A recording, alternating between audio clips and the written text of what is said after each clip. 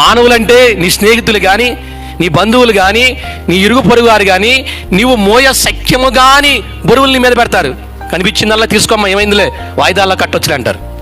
ఇంకేంటి, దానిలో ఏమైనా కట్టేటప్పుడు సహాయం చేస్తారంటే ఏమి లేదు, ఏళ్ళుతో కూడా కదపరంట మన భారాలని.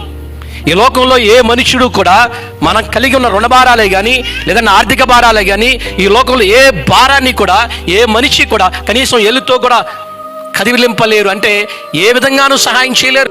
వారు ఇంకనూ మోయ సఖ్యము కాని భారాలు మన మీద పెట్టడానికి ఇష్టపడుతూ ఉంటారండి. మీకు రోజు చూడండి, ఎన్ని రకాల చాలామంది ఉద్యోగాలు చేసే వాళ్ళకి ఫోన్లు వస్తూ ఉంటాయి, మీకు ఆ లోన్లు కావాలా, ఈ లోన్లు కావాలా అని. చివరికి కట్టేది ఎవరు? మనమే. ఆదాయాన్ని పెంచుకోండి అని ఎవరు చెప్పరు, అప్పు తీసుకోండి అంట.